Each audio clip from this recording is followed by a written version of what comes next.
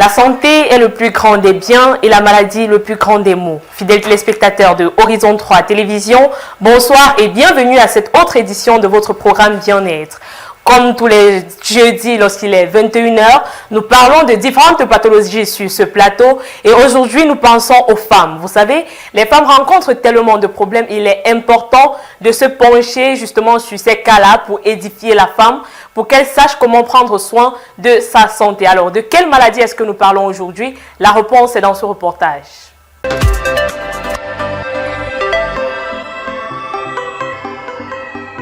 Dans cette édition de bien-être, nous nous intéresserons au fibrome. Un fibrome est une tumeur bénigne de l'utérus constituée des tissus musculaires et fibreux. Il existe plusieurs types de fibromes utérins en fonction de leur localisation. Ainsi, nous pouvons avoir les fibromes intracavitaires qui sont développés en direction de la cavité utérine. Les fibromes sous-muqueux développés sous l'endomètre. Les fibromes interstitiels développés dans l'épaisseur de muscles utérins ou myomètres. Le fibrome sous-séreux développé en direction de la séreuse péritonéale. Les causes de cette pathologie restent encore inconnues. Cependant, il est à noter que les hormones et l'obésité jouent un grand rôle dans la survenance de cette maladie. Le fibrome est une pathologie qui touche et inquiète bon nombre de femmes. C'est la raison pour laquelle nous en faisons large écho ce jour dans ce programme. Merci à vous, Mimi Rose Bindang, pour ce reportage. Maintenant, est-ce que les femmes ont conscience de la dangerosité de cette maladie? Est-ce qu'elles savent véritablement de quoi est-ce qu'il s'agit lorsqu'on parle de fibrome? On a réalisé à ce sujet un vox pop et on va donc prendre les réactions de l'homme de la rue et on revient juste derrière pour parler de cette pathologie de façon plus profonde.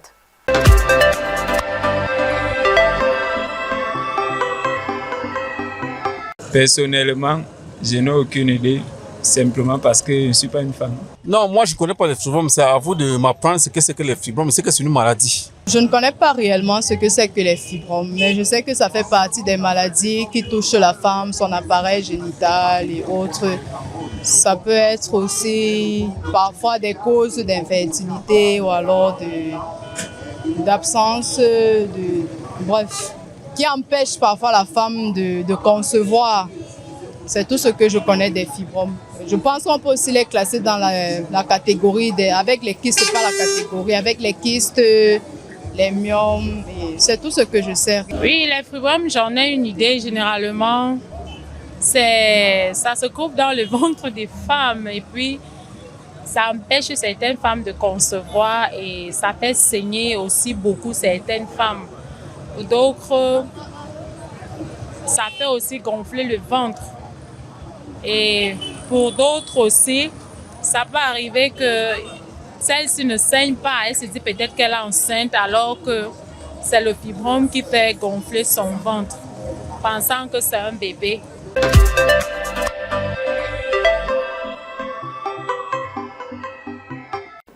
Voilà donc, chers téléspectateurs, pour aborder la question des fibromes, nous avons avec nous ce soir sur ce plateau le docteur Steve Anangue, résident en gynécologie. Bonsoir, docteur. Bonsoir, madame.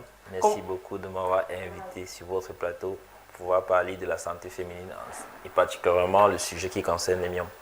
C'est un plaisir pour nous de vous recevoir et ensemble, on va essayer d'expliquer justement aux téléspectateurs les profondeurs de cette pathologie-là. Nous avons également sur ce plateau mademoiselle ou alors madame Rosie Chamb qui a été une victime de cette maladie et qui aujourd'hui voit sa vie autrement. Madame Rosie, bonsoir. Bonsoir à vous, Madame Carnel Nguepi. Bonsoir au docteur Steve Anangue. Et voilà, je suis très ravie de partager ce plateau avec vous.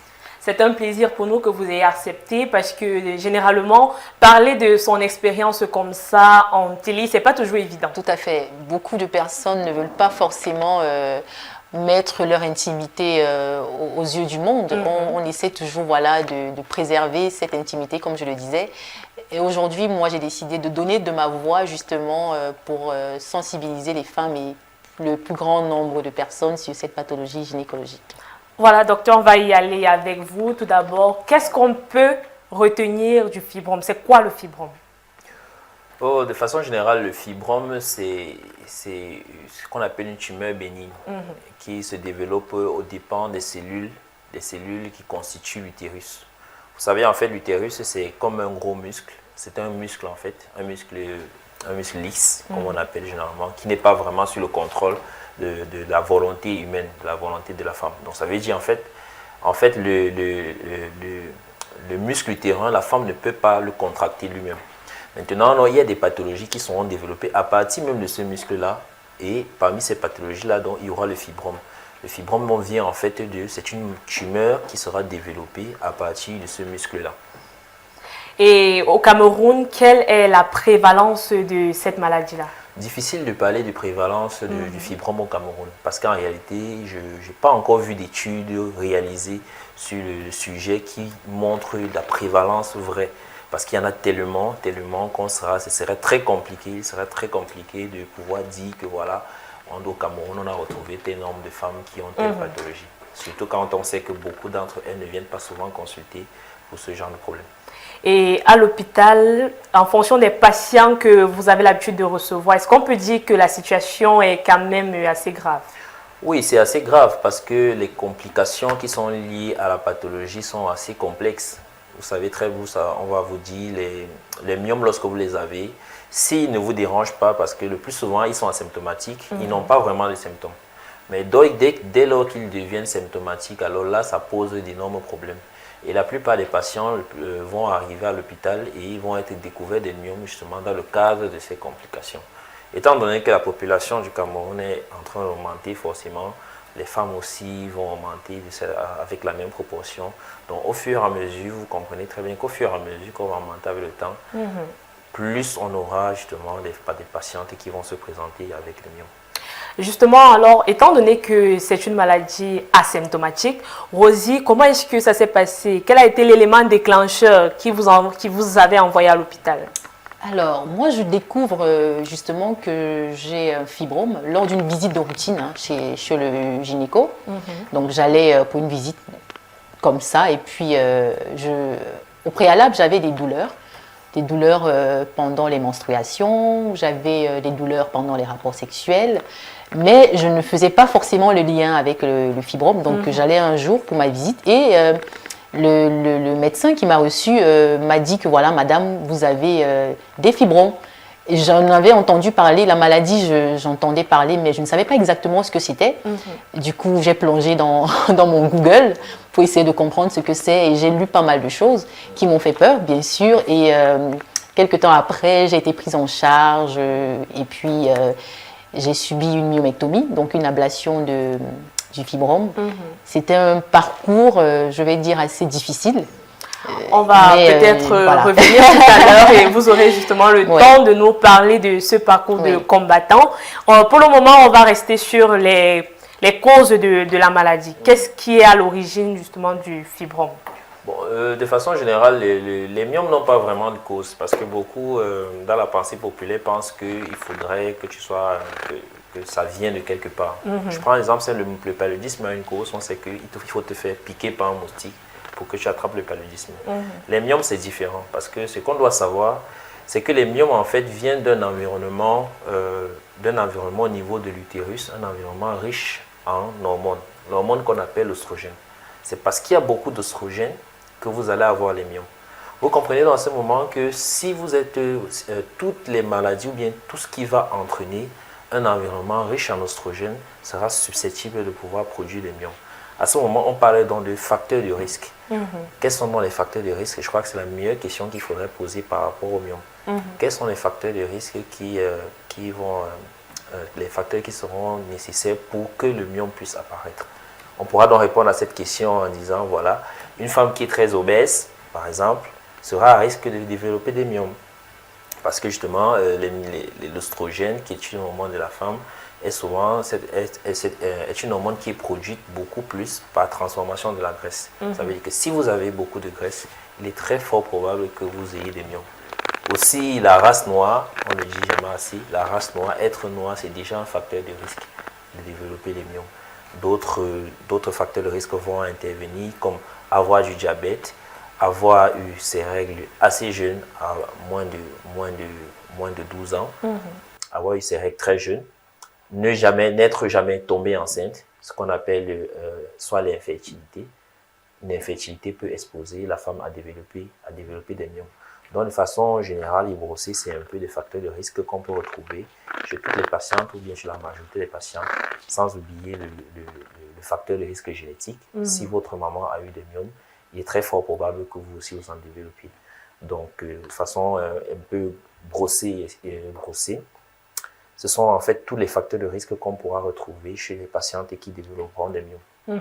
Étant donné que on a affaire à une maladie asymptomatique, quel est le diagnostic qui permet d'établir que voilà, un patient est atteint de myome ou alors souffre des myomes? Oui, merci beaucoup pour la question. En réalité, le myome n'est pas totalement asymptomatique. Il est dans une certaine mesure. Si on va dans les pourcentages, 50% des femmes ne vont pas ressentir les symptômes de myome. Mais 50 autres %, vous comprenez très bien, vont avoir des signes en rapport avec les myomes. Donc, il y aura donc des signes qui pourront déjà permettre de le soupçonner. Une femme, par exemple, qui avait l'habitude de saigner, on va dire, 2 à 3 jours au moment de ses règles, 4 jours, 2 à 4 jours au moment de ses règles, va se retrouver en train de saigner plus de 7 jours, parfois jusqu'à 12 jours, et souvent ça peut aller jusqu'à 20 jours. À ce moment, elle peut se poser la question, surtout si elle a déjà les facteurs de risque que j'ai cités préalablement, de savoir si elle n'est pas porteuse de myome. D'autres signes peuvent aussi vous mettre en alerte, par exemple des douleurs qui sont pelviennes, on va dire des douleurs à type de pesanteur. Vous étiez là et ensuite, vous avez l'impression que votre bas-ventre subitement commence à avoir une certaine lourdeur, un certain poids. Pourtant, vous ne vous reconnaissez peut-être pas avoir mangé ou quoi que ce soit, mais ça devient d'un coup très lourd. À ce moment, on peut se dire peut-être que ce sont des myomes qui sont en train de venir. Si vous avez des constipations, c'est-à-dire de façon spontanée, vous commencez à être constipé de façon régulière, c'est peut-être parce que vous avez un myome qui appuie sur vos organes digestifs et qui va donc entraîner cela. Si vous avez des infections urinaires à répétition, ou bien des difficultés parfois à respirer, et sans oublier bien sûr le signe que les femmes, qu'on retrouve chez beaucoup de femmes, surtout qui ont des myomes qui sont assez exceptionnels, qui sont assez importants, qui sont assez gros, vous avez votre ventre qui prend du volume sans de façon spontanée comme ça. À ce moment, vous pouvez commencer à penser qu'il y a quelque chose qui ne va pas et le plus souvent, ça oriente vers le diagnostic de fibrome. Voilà, on revient à vous, Rosie Job. Comment est-ce que vous avez réagi lorsque vous avez appris que vous souffriez des myomes? Comment c'était sur le plan psychologique surtout? Alors, je dirais que c'était un effet de surprise parce que je ne m'y attendais pas, quoique j'avais entendu parler de la maladie, mais j'étais loin de m'imaginer justement que je pouvais l'avoir. Dieu merci, à cette époque-là, j'étais bien entourée. Et mon partenaire de l'époque a plutôt bien pris la chose. Il m'a réorientée vers un autre spécialiste et là-bas, j'ai été prise en charge. Et comment ça s'est passé, le processus? Alors, la première chose à faire, en ce qui me concerne, c'était de faire une échographie, bien évidemment, pour voir la position, le nombre et peut-être la grosseur aussi du fibrome, du myome. Et puis, en fonction justement de ces 3 paramètres-là, le médecin, le gynéco allait donner des indications. Est-ce qu'il fallait une prise de médicaments ou alors est-ce qu'il fallait faire recours à la chirurgie? Donc, c'était autant de questions auxquelles il fallait répondre. Mais avant, il fallait impérativement faire cette échographie-là. Justement, docteur, une fois que les échographies ou les examens ont été faits, comment ça se passe? Quelles sont les différentes méthodes qui sont mises sur pied pour le traitement? Ok, de façon générale, les myomes, on doit retenir que les myomes ne se soignent pas tous. Vraiment, il faudrait que le myome soit symptomatique pour qu'on puisse le soigner. Quand on parle de symptômes, on a déjà cité tout ce qui peut apporter, qu'est-ce que cela peut apporter comme symptômes. Donc, si le myome n'est pas symptomatique, il ne sera pas forcément traité. Maintenant, en fonction des symptômes qu'ils vont présenter, il y a plusieurs modalités thérapeutiques qui seront présentées. Mais à retenir de façon claire et nette, le traitement définitif des myomes, c'est de se faire enlever l'utérus. C'est quand vous faites enlever l'utérus que vous êtes sûr que vous ne l'aurez plus. Mais il y a des traitements qu'on va appeler des traitements conservateurs parce que la plupart des femmes qui vont se présenter avec des myomes seront des femmes qui voudront auront un désir de conception. Donc, si vous avez un désir de conception, la personne qui le personnel médical sera obligé de trouver des solutions alternatives. Maintenant, le traitement va donc être fonction des symptômes qui vont se présenter. Ça veut dire qu'on va vous donner des traitements, par exemple, pour une femme qui saigne beaucoup à cause des myomes, il y aura des traitements qui seront donnés pour limiter le saignement.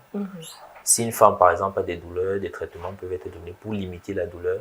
Mais de façon générale, il faudra toujours, la plupart du temps, faire de la chirurgie pour enlever.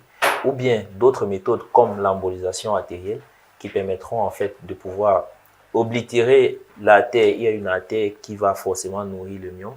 Donc, des thérapeutiques ont été créées de telle sorte qu'on peut boucher l'artère qui nourrit le myome de telle sorte que celui-ci à l'intérieur puisse disparaître.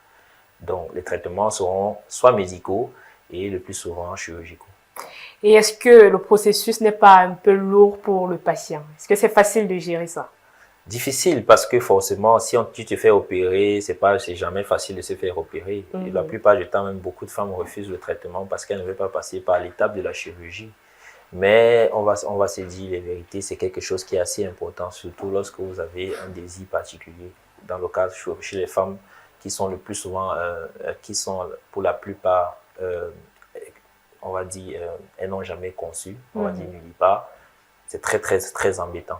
Donc, c'est assez embarrassant, c'est assez lourd, mais voilà.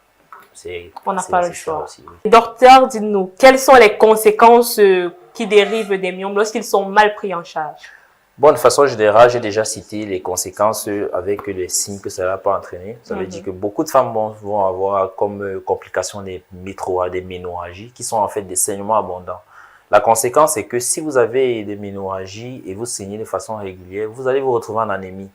L'anémie, c'est aussi une maladie qui n'est pas à négliger parce que ça peut vous tuer. Comprenez donc que si vous saignez tous les jours, une quantité importante de sang, tous les jours, cette anémie pourra justement restreindre vos mouvements et pas seulement vos mouvements, mais aussi vous donner altérer votre qualité de vie. Pas très jolie. Maintenant, les myomes aussi, dans une certaine mesure, peuvent entraîner une infertilité. Ça veut dire vous empêcher de tomber enceinte. Il y a des situations qui vont prévoir là pour que cela arrive. Par exemple, si vous avez un myome qui vous fait énormément saigner, le fait que ça vous fasse saigner tous les jours va vous empêcher forcément d'avoir des rapports sexuels. Or, on sait tous que pour tomber enceinte, il faut avoir des rapports sexuels. Donc, si vous avez des saignements 25 jours sur 30, par exemple, à quel moment est-ce que pensez-vous pouvez avoir ça devient très compliqué. Ça devient extrêmement compliqué. Donc, pas seulement ça, les myomes, même de par leur position, peuvent par exemple boucher les trompes. En bouchant les trompes, vous comprenez très bien qu'il sera très compliqué de tomber enceinte. Je ne parle pas seulement de là, mais même pendant la grossesse, parce que ce qu'il faut savoir, c'est que une femme peut tomber enceinte avec des myomes. Ça, c'est tout à fait possible. Mais les myomes peuvent avoir des répercussions sur la grossesse en elle-même. Parmi ces répercussions, on peut avoir les fausses couches. Une femme qui a des myomes pendant la grossesse peut par exemple avoir des fausses couches parce que le myome étant quelque chose de très dur, il va prendre une certaine place.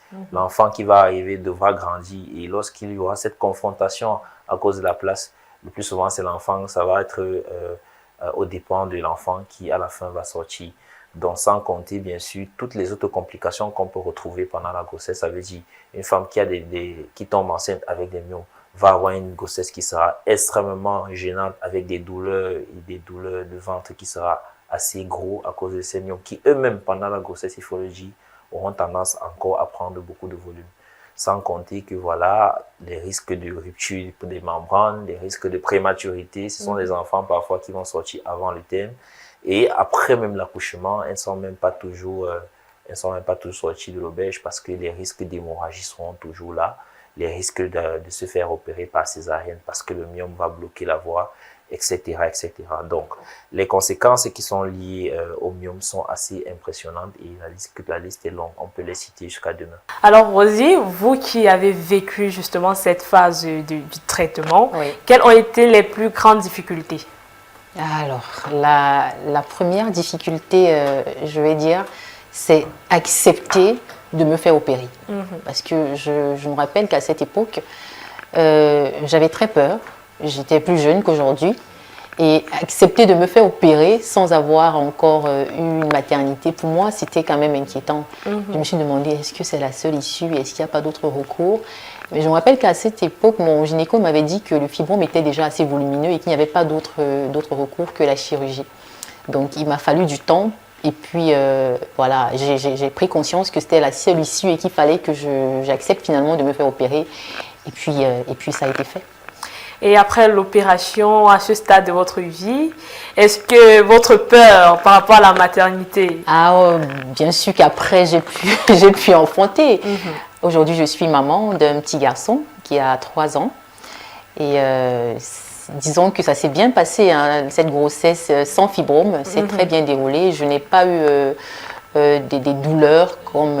Enfin, j'ai eu une meilleure grossesse. Tout s'est bien passé du début à la fin. Quoique, j'ai eu une césarienne du fait de mes antécédents. Je ne pouvais pas accoucher par voie basse, donc j'ai eu une césarienne.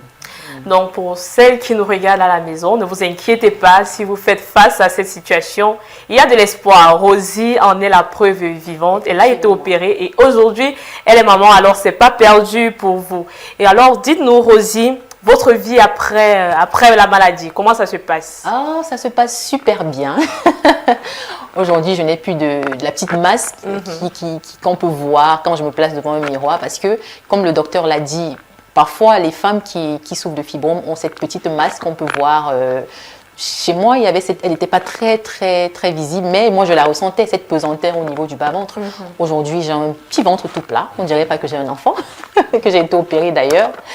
Et voilà, j'ai décidé justement après cette opération, ce parcours, ce combat-là, de continuer le travail de sensibilisation, bien évidemment, de dire aux femmes que voilà, il est important d'être attentif aux signaux que le corps nous envoie et surtout, il est important de consulter. C'est très important. Qu'est-ce que vous faites justement dans le cadre de cette sensibilisation-là? Vous partagez votre expérience comme aujourd'hui? Est-ce que ça se limite là? Non, pas du tout. Alors, je vais le dire ici, hein, je suis également promotrice d'un mouvement de sensibilisation sur le fibrome qui s'appelle En toute liberté. Donc, En toute liberté, justement, c'est un mouvement de sensibilisation. À travers ce mouvement, nous voulons libérer la parole, nous voulons encourager les femmes à parler sans détour, nous voulons mettre les mots sur les douleurs que les femmes subissent en silence au quotidien. Donc, j'espère que ma modeste voix touchera bon nombre de femmes et puis que cette maladie, finalement, sortira de l'ombre et qu'elle fera... moins de ravages. Oui, et puis qu'elle fera vraiment partie des grandes campagnes de sensibilisation nationale parce que, il faut le dire, le fibrome est un problème de santé publique. Merci Rosie pour cet élan de solidarité. C'est important justement que d'autres femmes qui sont dans la même situation se sentent accompagnées parce que parfois on a l'impression d'être seule. Tout à fait. Et si on a des personnes qui peuvent partager leur expérience, qui peuvent nous aider à exprimer ce que l'on ressent, c'est toujours intéressant. Alors docteur, quel est le conseil que vous pouvez laisser aux femmes aujourd'hui pour qu'elles puissent prendre vraiment soin de leur santé, parce que tous les signes qui ont été évoqués ici, parfois on néglige. Lorsqu'on a une boulot au bas-ventre, on se dit, ça va passer. Bon, moi, le conseil que je donnerais, ce sera surtout de lutter contre les facteurs de risque, parce que c'est sur ça qu'il faut insister. Beaucoup de femmes ne comprennent pas en réalité que, voilà, ce sont des facteurs de risque qu'il faut combattre si vous voulez limiter les myomes. Je prends l'exemple d'un facteur de risque banal, pas banal, mais un facteur assez important, celui de l'obésité. C'est quelque chose qu'on voit de plus en plus, des femmes qui sont de plus en plus obèses, forcément avec la mondialisation et tout ce qui arrive, le modernisme, on est confronté à des tas de substances et autres qui font en sorte que voilà, on est franchement exposé. Donc lutter contre les facteurs de risque peut déjà diminuer de façon très importante l'apparition de ces myomes. Bien sûr, avec il y en aura qui les auront et ça sera inévitable. Il faudra consulter et après, voilà, essayer au maximum de faire des efforts d'accepter cette pathologie et d'accepter surtout la prise en charge parce que c'est vraiment un combat. Beaucoup de femmes vont être diagnostiquées de myome, de fibrome, elles vont rentrer chez elles, elles vont attendre que les complications arrivent avant de revenir. Et pour la plupart, on est obligé de les prendre dans l'urgence. Et quand vous traitez quelqu'un dans l'urgence, il est plus compliqué de prendre en charge que voilà, si vous avez pris en électif. Donc, le conseil passe surtout par déjà la lutte contre les facteurs de risque, bien sûr, faire confiance à son personnel soignant et accepter de se prendre en charge. Voilà donc, chers téléspectateurs, chères dames, lutter contre les facteurs de risque, notamment l'obésité, et rendez-vous à l'hôpital dès que vous remarquez le moindre changement sur votre organisme. Merci docteur d'avoir accepté cette invitation. C'est moi qui vous remercie de m'avoir invité. Merci également à vous, Rosie, pour ce partage d'expériences très enrichissant d'ailleurs. Merci beaucoup, c'est un plaisir de partager ce plateau avec vous et avec le docteur Steve Andango. On espère vous retrouver sous d'autres cieux pour une nouvelle, peut-être parler d'autres pathologies, parce qu'il faut dire qu'après votre expérience, vous vous êtes beaucoup intéressé au domaine de la santé. Tout à fait, il faut le dire, je suis activiste pour la santé des femmes. Et aujourd'hui, on vous appelle patiente experte. Donc, chers téléspectateurs, c'est ici que nous allons mettre un thème à ce programme. On espère que vous avez été vraiment édifiés et que vous allez porter le message auprès des autres femmes dans vos quartiers, dans vos lieux de travail. Et retrouvons-nous jeudi prochain lorsqu'il sera 21 h pour une nouvelle édition de votre programme Bien-être.